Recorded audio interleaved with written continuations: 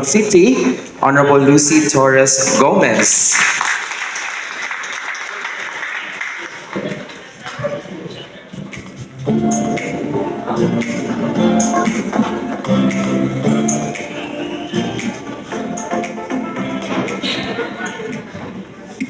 Mayong buntag natong tanan. I hope nabusog na mo sa inyong lunch. I understand that a lot of you will also be going back to the region now, back to your own offices. So I will keep my message short, no.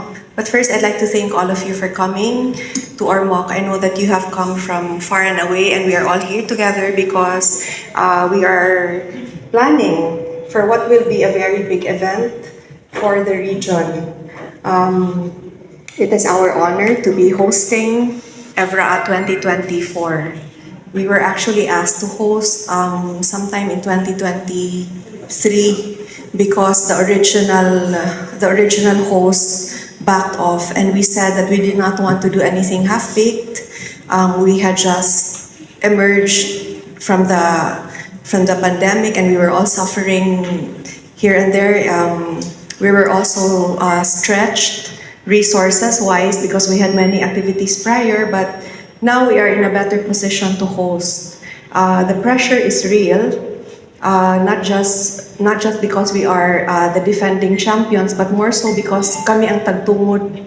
So it is like opening our home to all of you, and as with every host, especially a Filipino host, we want to make everybody very welcome, and we hope that it will be a very pleasant stay for everyone. So when we said no to that 2023 hosting in a host city or municipality or not, because with every heartache, with every mistake, with every pain, we learn something, and in the next round, we always try to do better.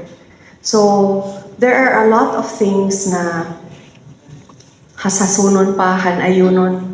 And it is also not a task that just the host city can take on. We will need the cooperation and the coordination of every delegation. And teachers, we are, hindi ko teacher, you are teachers, you are like 3-in-1 coffee, di ba? You are all in one. You have many talents, and I think if there is one sector in government na naanad yun o mura mo mga Swiss knife bitaw nga you have to be what the situation requires you to be every day of your life. Sometimes you start just as a teacher. You leave your homes knowing you are a teacher, but when you go to the classroom, you have to be a psychiatrist, you have to be a parent, you have to be unsa nang magbuwag og away like a tanod in the barangay, ha? An adjudicator, a mediator, and then when the program comes, kuwang flower pot, you also have to be the flower pot.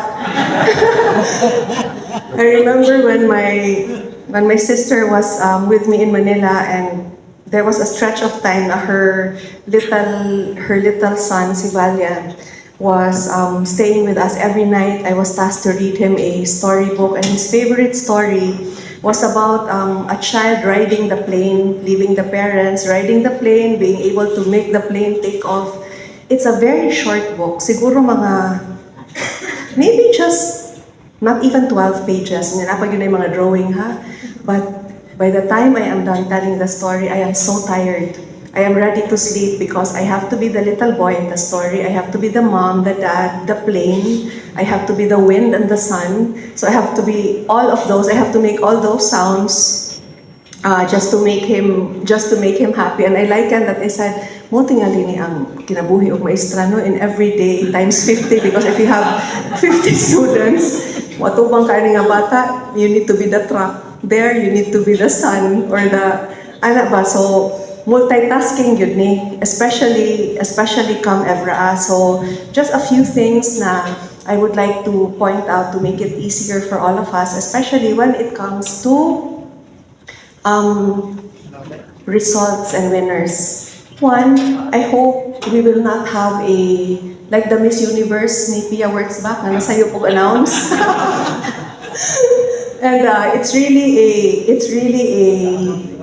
there is no kuan yun. There is no excuse for when that happens. And I remember it also happened to me before. I was a judge in a beauty contest. May kani dilito ka ng Miss Universe, but it was a national beauty contest. Unya, ang mga murag gagubot ang stage kuan ba, ang stage manager. So long story short, I ended up putting the crown on the first runner-up.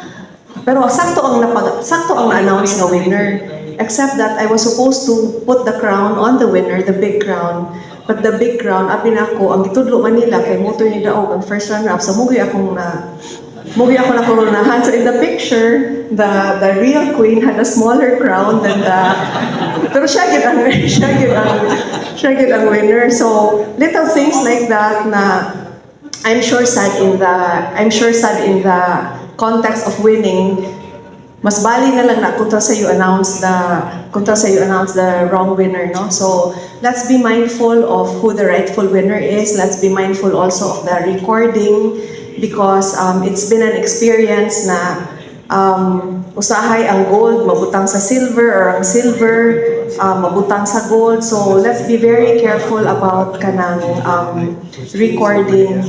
And then yes, the spirit of sportsmanship in Ormoc especially, we are very proud of our sports program because it is not just sports that we are pushing or for a healthy community or a healthy city.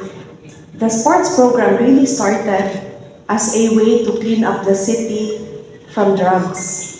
Because when Mayor Richard in 2016 assumed as mayor, Ormoc City was the drug capital of the region. And we knew that the job entailed more than just disciplining and cleaning out the drug addicts and drug lords. It was making sure that the younger generation do not fall in the same path. And there is no program that, it's very hard to teach what you should not do. Okay, sometimes there is a curiosity for the forbidden. Tanawa ng bata nga ingon, dili ka na pwede nga magmata pa ka og alas 10 ha, or di na ka pwede mo gawas. Mumata gyud na alas 10, mo gawas gyud na kay unsa may naa sa alas 10, ug unsa may naa sa gawas nga di man ko pwede. Namo gyud mga bata nga curious. But in the case of Mayor Richard, then congressman now, but in his case, he was an athlete all his life. And as an athlete, he was always exposed to the natural high. So ingon siya nga, even if his job was very permissive, he was in showbiz, and there are a lot of drugs in showbiz. Sa iyang pagka-atleta, he lived in a subdivision, he grew up in a subdivision or in a street in Manila nga daghan kayo og drugs. A lot of his relatives na asay mga nakuan sa drugs, but he was looking at why, despite being exposed to that kind of environment, he was never lured to even try drugs. Di man sana siya kanang bata nga naiyaya pirmiga sunod. Di sad siya nga na siya ginikanan nga stricto because he grew up with his lola. He had no father and no mother really bringing him up, but he was always playing in some sport. And when you get into the habit of winning, you become addicted to winning such that it becomes your goal. So when he became mayor, he really enhanced the sports program. He brought in all the national coaches that he knew from the time when he was an athlete and started training the children from scratch. I remember when he brought his fencing coach, si Coach Benny, sa fencing, and then there was no fencing here in Ormoc. Wa mo gani mi badminton sa unang tinuod nga teacher kay kung magbadminton mi kana bang sa kilid-kilid lang ba nga hapak-hapak lang sa bola. But I remember doing Chinese garter. I mean, there's no technique in Chinese garter, no? But in the time of Mayor Richard, he wanted the children to not just be very active, he wanted them to be the best kind of active, to the point na halamang mangdaot mo o competition. Kay puslan man nga you spend so much time doing some sport, you might as well compete and then try winning. So when he brought Coach Benny here, and then Coach Benny was choosing amongst kinsa may pwede mahimong fencer, because if you go to a school and you look at, like all of you here, tanaw mo Coach Benny, if you were, let's say, 30 years younger, Coach Benny will never know who amongst us will be the best fencer. So I asked him, so how did you choose who can be a fencer? And Coach Benny said, he would pick randomly, and then he would make the children run around the track many times. Kung kinsay dili musuka, will move on to the next round. If you survive the round of running, then you say, nani stamina. Let's see if he can move to the next round. And then in the next round, they try to teach some technique. Unya, after the technique, kinsay mo lahutay sa training. Because more than wanting to be a champion, it's really the work that you put in daily that will matter.